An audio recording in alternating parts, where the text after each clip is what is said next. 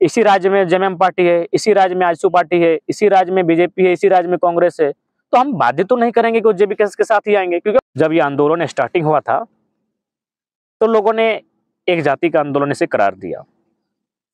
हालांकि एक जाति का आंदोलन नहीं था, लेकिन संख्या एक जाति की ज्यादा थी। इसमें एक बहुत बड़ा मामला गरमाया था, नेशनल न्यूज तक लगातार चल रहा था, मीडिया पूरा कवरेज कर रही थी। धीरज साहू का मामला था, जो कांग्रेस के राज्यसभा सांसद थे। इतना पैसा 350 करोड़, पर आज तक उस पर कोई कार्रवाई नहीं हुआ, कुछ नहीं दिखाई दिया। देखिए, सबसे पहली बात मैं आपको कहना चाहूंगा बिल्कुल, और एक महत्वपूर्ण मैं चाहूंगा इस वीडियो का अलग पार्ट के माध्यम से अपलोड कीजिए। मैं इस वीडियो के माध्यम से एक संदेश भी देना चाहूंगा। धीरज साहू, देखिए, सबसे पहले उनके जैसे इस देश में 790 सांसद हैं, 543 + 2 यानी 545 सांसद लोकसभा के, 233 + 12 यानी 245 राज्यसभा के, यानी कुल मिलाकर 790। चलिए, हमने उनमें से 90 को हम मेरा दिल कहता है कि 90 लोग ईमानदार होंगे, 90 लोग ईमानदार होंगे। चलिए, 90 को हम माइनस करते हैं, अब बच गए 700 सांसद। ये बहुत गंभीर विषय में बात कर रहा हूं, क्योंकि देश की सारी समस्याओं का समाधान इस विषय पर है। 700, धीरज साहू के पास कितना पैसा मिला? 350 करोड़, 500 तक गए। चलिए, सपोज अभी भी गिन नहीं पा रही है। सपोज देखिए, सपोज मान के चलिए कि हम लोग 500 पकड़ा गया, यानी अनुमान उसके उनके पास 1000 करोड़ होगा। जबकि धीरज साहू एक सामान्य सांसद हैं, हाँ, सामान्य ही कहेंगे। 790 में एक सांसद भी होता है, जैसे विधायक 81 को है, लेकिन 10-12 को वीआईपी है, थोड़ा सा बाहुबल, धनबल, माने क्रेज, तो एक सामान्य सांसद हैं। राजभर में पहले कोई जानता तक नहीं था। बिल्कुल बिल्कुल। तो एक सामान्य सांसद जिनको कल तक कोई जानता नहीं था, उस शख्स के पास अनुमान 1000 करोड़ है। तो मान के चलते हैं कि हम सामान्य सांसद उन 700 में मान के चलते हैं कि आधे से ज्यादा को सामान्य रखते हैं, यानी 700 में 400 को हम सामान्य सांसद मानते हैं। 400 गुना 1000 करोड़ कितना हो गया? 4000 करोड़, 40,000। ठीक से एक बार काउंटिंग कर लीजिए आप लोग भी। 400 गुना 1000, 4 लाख करोड़। 1000 करोड़ एक बंदे के पास है, तो 400 के पास कितना होगा? यानी आप 4 लाख करोड़। सोच के देखिए कितना धनराशि हुआ। चूंकि 400 मैं सामान्य सांसद गिन रहा हूं, अब मैं बात करता हूं बाकी 300।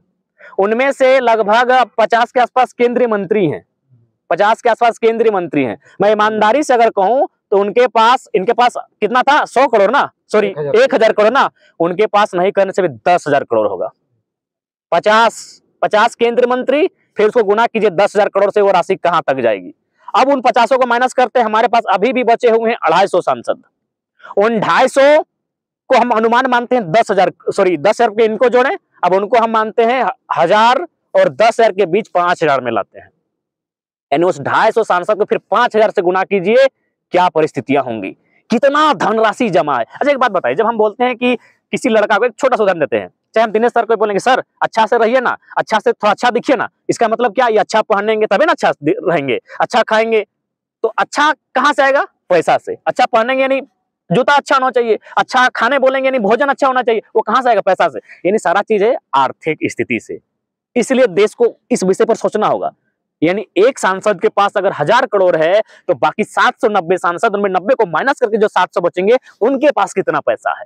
कहाँ राज गरीब है? राज तो अमीर ही है। राज भी गरीब नहीं है और ना ही देश गरीब है। मुट्ठी भर लोगों के हाथों में देश की संपत्ति है, इसलिए आज ये देश की दशा है। भगत सिंह ने एक कथन कहा था, मैं इसको पुनः कोट करूंगा, कि कोई भी इंसान इतना अमीर नहीं होना चाहिए कि दूसरे इंसान को खरीद ले, और कोई इंसान इतना भी गरीब नहीं होना चाहिए कि उसे अपने आप को बेचना पड़े। ये माहौल देश में बन चुका है। ये तो आप पुराने भाषणों में भी तो देते हैं। ये माहौल देश में बन चुका है कि कुछ लोग किसी को खरीद लेते हैं। खरीद लेते मतलब अपने घर में लाकर पशुओं की तरह खटाते हैं, उसको साफ करवाते हैं, जो भी करते हैं काम, जो एक जानवर की तरह उससे काम लेते हैं वो। यानी एक इंसान दूसरे इंसान को खरीद चुका है, और वो जब अपने आप को बेच चुका है, रीजन क्या था? पैसा। और वो पैसा कहाँ है? हमारे सांसदों के पास। एक लॉजिकली बात देखिए, झारखंड की अगर हम बात करें तो आई थिंक झारखंड में शायद 2001 के आसपास, सर अगर आप लोग गूगल कीजिएगा तो हमको लगता है 19,800 के आसपास विधायक लोग का वेतन था। 19,800। अगर आप 2010 के आसपास चले आइएगा तो वो वेतन चला गया था 49,000 समथिंग, यानी 50,000। आज वो वेतन लगभग 2,72,000 के आसपास है। अच्छा, एक बात बताइए, यहाँ आप लोग जितने लोग बैठे हैं, ऐसा नहीं कि आपके घर में या आपके रिश्ते नाते में कोई सरकारी जॉब नहीं करता होगा, करता होगा। क्या कोई बंदा ऐसा है जिसका वेतन में इतना इजाफा हुआ होगा? नहीं। यानी देश को दीमक की तरह कोई चाट रहा है, तो ये राजनीति चाट रही है। अब चलिए, अगर आप सवाल हमसे करेंगे, आप ये बोल दिए राजनीति चाट रही है, तो आप भी तो राजनीति में आना चाह रहे हैं। तो इसी परिस्थिति को बदल के आना चाहते हैं। आज हम लोग क्यों गांव-गांव तक गए? हमारे पास कुछ भी नहीं, क्यों गांव-गांव तक गए? हम लोग विचारधारा है। हम लोग विचारधारा इसीलिए बने कि इस पैटर्न को हम लोग फॉलो नहीं करने देंगे। ये जो पॉलिटिक्स चल रही है, और हम चाहेंगे जितने भी विधायक सांसद हैं हमारे, अगर वो लोग अपने 70% पैसा को दान दे देते हैं, तभी वो ये बात कह सकते हैं कि हम देश का विकास कर सकते हैं, हम देश का भला कर सकते हैं। नहीं तो उनके पास, अभी तो हमने सांसदों का पैसा गिनाया है, विधायकों का गिनाएंगे, और उस पैसे का जब बजट तैयार करेंगे और उसको अगर प्रत्येक जिला वाइज, जो हमारे 700 के आसपास जिले हैं, उस जिले में बंटवारा करेंगे, हमारे पास जो प्रखंड है, हमारे पास जो 7 लाख गांव है, उनमें जब बंटवारा करेंगे, तो एक बहुत बड़ी राशि सामने आएगी। देखिए, एक सबसे बात क्लियर जान लीजिए, विकसित होना का मतलब, उन्नति होने का मतलब आर्थिक से है। आर्थिक सबसे बड़ा इंपॉर्टेंट चीज है, आर्थिक इकोनॉमी। इकोनॉमी यानी साफ शब्दों में पैसा, और पैसा गलत तरीके से इन लोगों के पास है। और चूंकि धीरज साहू का आपने इसलिए देखा कि वो बंदा कांग्रेस का था। धीरज साहू, देखिए, जो गलत है सो गलत है, ठीक है, हम भी चाहेंगे कि धीरज साहू जिसे जितने भी लोग हैं सामने आए, लेकिन वो बंदा इसीलिए पकड़ा गया कि वो कांग्रेस का है। क्या बीजेपी के वालों के पास नहीं है? उससे 2 गुना, 3 गुना, 4 गुना है। लेकिन चूंकि सरकार में बैठे हैं, और यही हमारी देश के माहौल बना है, लोग अपने पक्ष के बुरे लोगों को भी अच्छा मानते हैं। ईडी नहीं जाती बीजेपी के? नहीं, बीजेपी के पास नहीं जाती है। यदि आप बाय द वे ईडी आपके घर आ रही है, तो बस इतने बोलिए कि हमको 24 घंटा का मोहलत दीजिए, हम कल ही बीजेपी कार्यालय में आवेदन दे दिए सदस्यता के लिए, वो ईडी आपके घर नहीं आएगी। दादा, एक छोटा सा सवाल है, कुछ मुस्लिम समुदाय के लोगों को मैंने बाइट लिया था, तो और कमेंट्स बॉक्स में भी मेरे आते हैं, जिस तरह से आप और रिजवान क्रांतिकारी साथ में मिलकर आंदोलन किए थे, तो लोग जानना चाहते हैं कि रिजवान क्रांतिकारी जीवी केसेस में कब आ रहे हैं? देखिए, मुस्लिम समुदाय के लोगों ने मुझसे, देखिए, सबसे पहला बात है, ये आप भी जानते हैं, जब ये आंदोलन स्टार्टिंग हुआ था, तो लोगों ने एक जाति का आंदोलन इसे करार दिया। हालांकि एक जाति का आंदोलन नहीं था, लेकिन संख्या एक जाति की ज्यादा थी। स्वाभाविक है ज्यादा रहेगी, क्योंकि धनबाद बोकारो उस जाति की बहुलता है। तब हमने प्रयास किया, रिजवान साहब को हम साथ लेकर आए। उसके तो पता नहीं उनके मन में, चूंकि मैंने भी देखा 2 सालों के दरमियान मेरे बहुत सारे ऐसे मित्र हैं जिन पर राजनीतिक दलों ने कुछ दबाव बनाया, कुछ लोगों को प्रलोभन दिया और हमसे दूर करने का प्रयास किया। तो पता नहीं उनके साथ किसने क्या किया, ये हमको अभी तक आइडिया नहीं। लेकिन हमें, अच्छे इंसान है, नाम क्यों नहीं लेंगे। तो साथ आने की सबको चाह रहे हैं। नहीं, देखिए, आप 21 तारीख को या 23 तारीख को सब हम लोग मुस्लिम ही समाज आपकी बहुत बड़ी प्रवासी मजदूर रख रहे हैं। हाँ, तो बिल्कुल हम लोग चाहेंगे कि हमारे मित्र भी हैं, अगर साथ आएंगे तो हम लोग और बेहतर स्थिति में होंगे। तो लेकिन चूंकि उनकी भी अपनी इच्छा है, इसी राज्य में जेएमएम पार्टी है, इसी राज्य में आजसू पार्टी है, इसी राज्य में बीजेपी है, इसी राज्य में कांग्रेस है, तो हम बाध्य तो नहीं करेंगे कि वो जेबी के साथ ही आएंगे, क्योंकि हम राजनीतिक दल बन चुके हैं। हमारे मित्र हैं, उनके साथ हमारी मित्रता सदैव कायम रहेगी, हमारे बड़े भाई स्वरूप है। लेकिन चूंकि अब हम लोग राजनीतिक विषय में हैं, अब हमारे हो सके उनको ये लगता है कि हम लोग नए लोग हैं, इसलिए पता नहीं हम लोग सफलता मिलेगी कि नहीं मिलेगी, ये तो खैर वो जानते हैं, उनका अपना विचार है। लेकिन हमारी ओर से द्वार खुला है उनके लिए, जब आएंगे स्वागत है। बोल रहे हैं कि अपने कौम को हम लगातार जगा रहे हैं और जेबी के साथ जोड़ने का प्रयास। नहीं, बिल्कुल उनका स्वागत है, वो हमारे बड़े भाई हैं।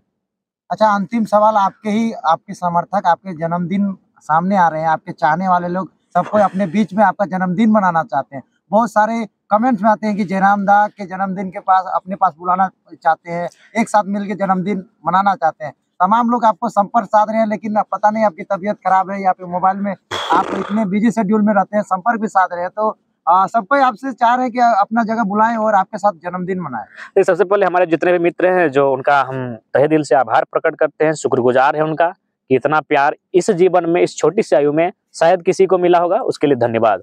लेकिन चूंकि हम लोग एक क्रांति की मिसाल बन चुके हैं, और क्रांति का मतलब होता है कि क्रांतिकारी कभी खुशियों के लिए अपने आप को प्रेरित नहीं करते हैं। अगर एक आंदोलन में सफलता मिलती है, अगर एक जीत मिलती है, तो हम लोग दूसरी क्रांति की तैयारी करते हैं। तो इसलिए हम लोग क्रांतिकारी हैं। हम लोग के जीवन में विशेष कोई खुशियां का महत्व नहीं है, लेकिन फिर भी हमारे जो मित्र हैं छोटी छोटी खुशियां लेकर आते हैं, उनसे हम लोग उनके लिए बहुत सारी शुभकामनाएं हमारी ओर से। लेकिन हमारा 3 बैनर पोस्टर रिलीज हो गई है आपके जन्मदिन को लेकर, कुछ मिलन समारोह, चलिए उसके लिए उनका बहुत बहुत धन्यवाद देंगे। जो है आपके चाहने वाले जो फोटो टांग के नहीं घूमते रहते, जो मुंबई भी गए थे, हाँ, अजय, वो बड़े ही धूमधाम से 27 तारीख को बर्थडे अपने मनाया, गांव वालों को अपने खिलाना गांव वालों पिलाना नेता- सब नेता भी दिए। जन्मदिन के मौके पर। अच्छा। और आपसे संपर्क भी साध रहे हैं तो वो बोले कि नहीं, जयराम दत्त को तकलीफ नहीं देना चाहते हैं, खुद बिजी रहते हैं, इसलिए उनको नहीं हो सके हमारे जन्मदिन के दिन हम लोग कोई क्रांति में भाग लेते हुए मिल जाएंगे, तो इसीलिए हमारे वजह से अगर खुशियां कहीं आती हैं तो हम लोग पीछे क्यों हटें। दादा एक और सवाल है,